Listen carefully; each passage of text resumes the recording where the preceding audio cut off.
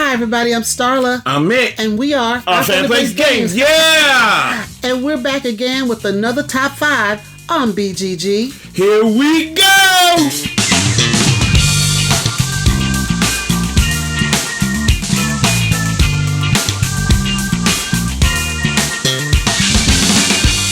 Typically, we kick off the show by sharing some of our favorite things that tie into the topic for the month. Yes. Now, this month, we've decided to have a discussion about why we play board games specifically. Yes.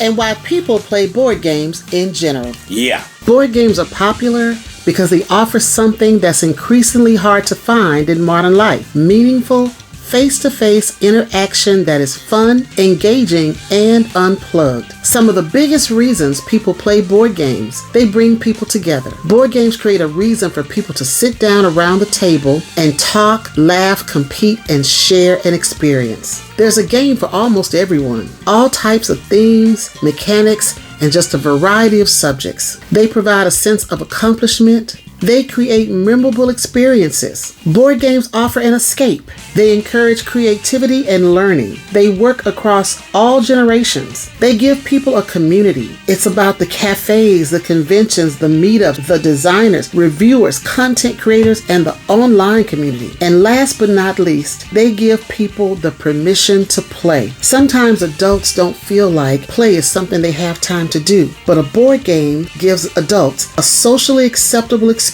to be silly, competitive, creative, and playful. Now, there is a bigger cultural shift happening. The popularity of board games is also connected with people wanting more intentional social experiences. That's why the modern board game hobby has grown into something much bigger than playing games. As for Our Family Plays Games, we built a business around helping people discover a hobby that brings families and communities together, and one that promotes diversity and inclusion within the hobby. And that's a much bigger story than just the games themselves. Hey family, now up next, we're going to share our top 5 reasons why we play board games. So here we go.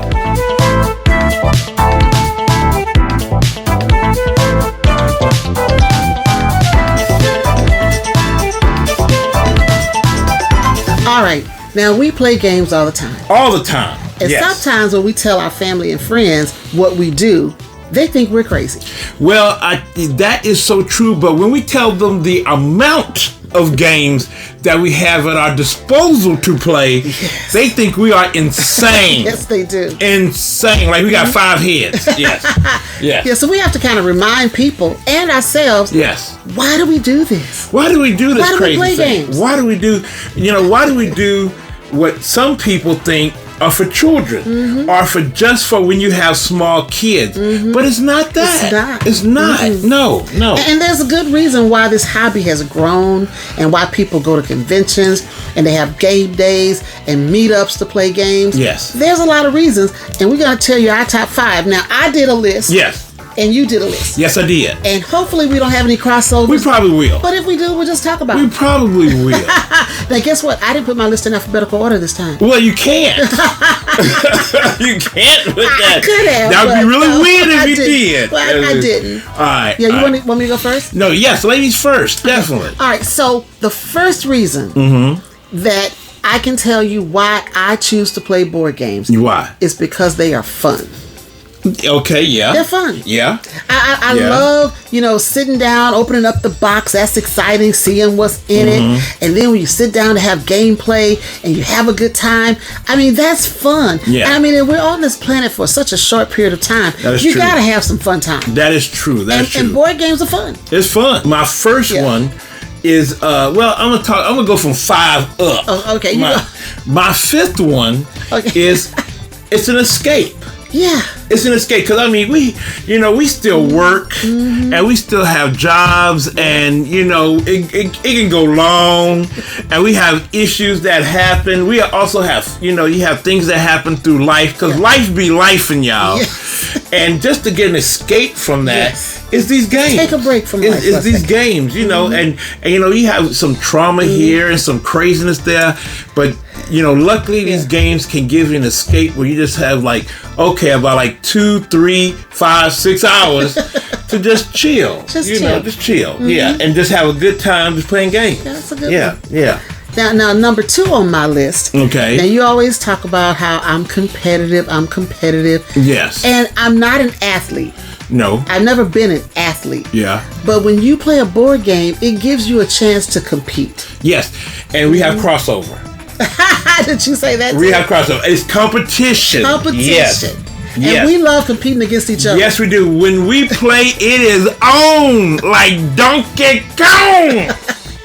Yes, it is. And we love to see who's going to win. Yes. And Mick keeps the stats. I keep the and stats. The scores. Yes, and we go back and say, okay, who won last time? Unfortunately, you've won mostly. I hate that, but that's what happens. But that's a fun thing. It's fun for us to compete against each other. To say, okay, we were dominant on the table. Yes. And it's it's so much fun when you have a partner that wants to play, or you have a game group or something, because that competition is like, ooh, who's going to win? Yes. Who's going to play this game? Who's going to win it? I love that. And that is so much fun.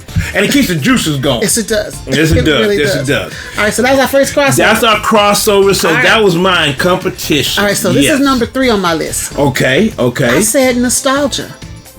Why nostalgia? Because board games take me back to my childhood. Some of the most pleasant memories I have was playing with my mom. Playing games with my cousins. Yes. We played cards, we played dominoes, and we played board games like Monopoly and Sorry. Yes. And I always remember those things. They have a fun place in my mind, and I just have a good time thinking about how much fun I had as a child and what we've been able to incorporate into our family with Grant. That is true. That is true. Nostalgia does work it out. Yeah, it does. I like that. Now, for me, my number 3 is cool new puzzles to figure out. Oh, okay. Like, you got these different mechanics and different games that gives you a whole new way, and then throw some monkey wrenches in there to hit you. I love that. Yeah. Because it gets to, it's just like, oh, how do I figure out, how do I, one, how do I beat my opponents? 2, how can I figure out this game to kind of help me? So I love that. I love all those different, issues you got to deal with. You really are working out your mind. You're working out your mind. You're giving your mind. Yeah, you're making that brain go. Challenges and stuff for your mind. Yeah, which is good for anti-aging. Yes, I mean, because we see a lot of studies out there, family. We see a lot of studies that have come along saying that board games really help kind of starve off, dementia or other, mind-related issues that can just kind of help you, stay, clear for a little bit longer. A little bit younger in the mind. Yes. So, and that's proven fact. So, that's the keeping the brain going. I love. All right. So, number 4 on my list. Yes. Connecting with others and interacting with others. That's another crossover. Oh gosh. I said, well, mine was people. Dealing with, having fun and dealing with people. Yeah, because it gets you out of the house. A lot of times you go to a game group or a game meetup or a convention. Yeah, and you get to meet up with people and play with them and challenge yourself. Yes. And have fun and you're making memories and just doing all those things that board games provide. Yes. Now convention, you might go to a big convention where you have 74,000 people you might have to connect with, and that might be interesting, like at Gen Con this year. But I mean, that's still a way to find new people. Or you can go to a smaller convention, like Omaha Gaming Convention.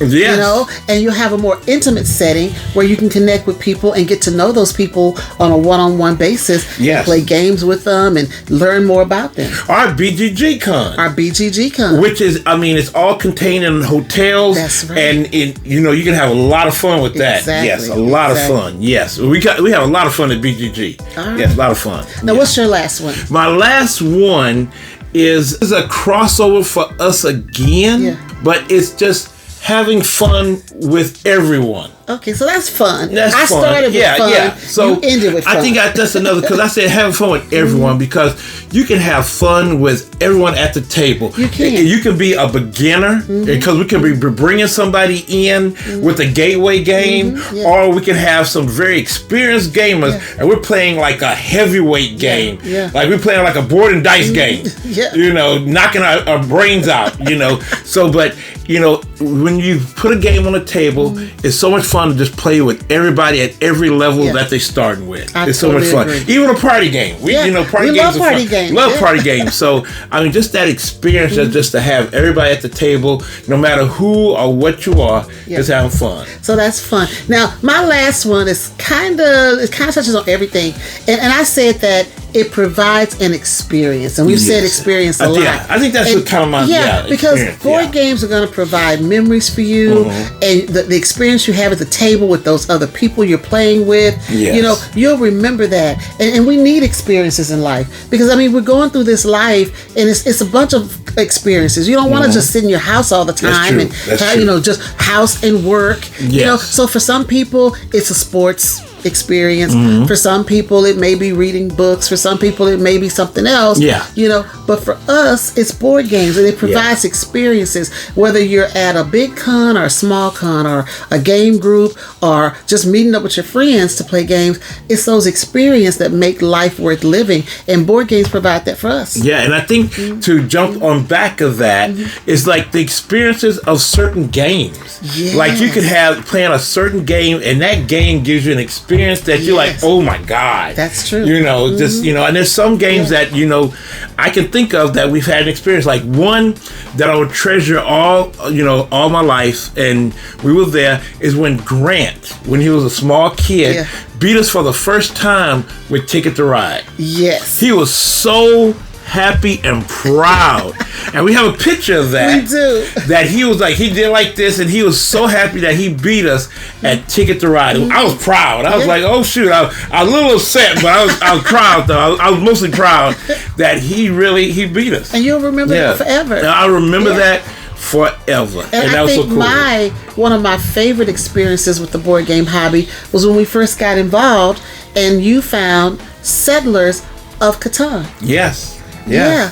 I mean, because that game blew my mind. Yeah. I had never played anything like it. Yeah, me either. I had never played anything like it. And so when you found that game and we put it on the table and learned how to play it, it was mind blown. And that's an experience, again, I'll never forget. And then I got two experiences, kind of a bad thing and a good thing, is like when we first got Terra Mystica. Yes. Terra Mystica, which is a heavy game, and we played it the first time. We was like, nope, can't play this. It hurt my head. I literally had a headache, and I told Mick, I don't want to play this. We were at a game group. Yes, we were. A game day or whatever. Game day in Houston. Yes. And they had introduced us to Terra Mystica, and I was so lost. I didn't know how to play. This was years ago. And we ended up, I don't think we finished that game. We didn't, because we said we were done. Yeah, we were like, it was too much. We can't deal with this.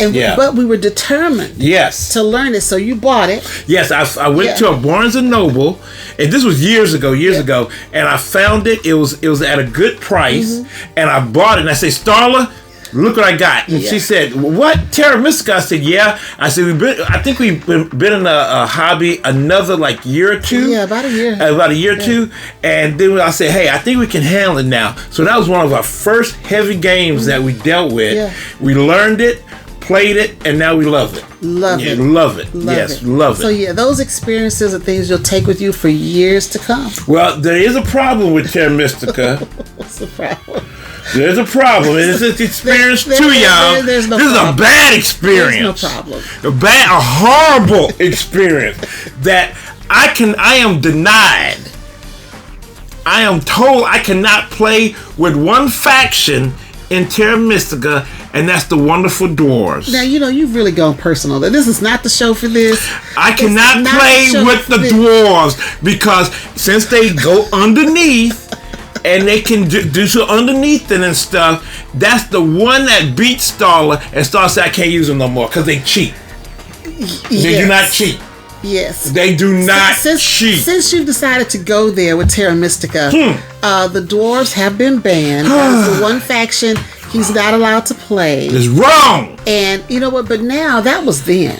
Huh? Now I'm. Oh, you ready now? I'm a much more experienced. Oh, you gamer. ready? Oh, and I'll let you try your dwarves. Challenge accepted. Let's go. I'll let you try them again. You heard that, family. Because you heard before I wasn't an experienced gamer, and it just felt like he was cheating me. He was taking the dwarves and burrowing under. Get everywhere. You know, and I was upset. That's what they do. So I said, you can't play that faction. You got all these They were factions banned to choose from. Pick another one. and I could never find a good one again to beat her. She always had. You always would use the. Well, I used to use the witches. The witches. And I gave those to Grant because he liked them. The boogie down witches. I started using the swarmlings. The swarmlings, yes. Yes. All water based. She just beat me with the water base. Yeah. But you know what? Those are experiences that we've had. See those that experiences. Fun, yes. And that you'll never forget. Yes, you'll never forget. He brings up all the time. Yes, I do. But see, that's where we go back to the experiences and how much fun we have as a family, or just with friends that just having fun, and new people that we've never met before. So it's so much fun, and that's why we play board games. That is true. That is so true. So all of these reasons and everything you've heard prior to this discussion are why we play board games, why you play board games, why the hobby exists. Yes. And we're so happy for it. Yes. So tell us, why do you play board games in the comments below? Let us know.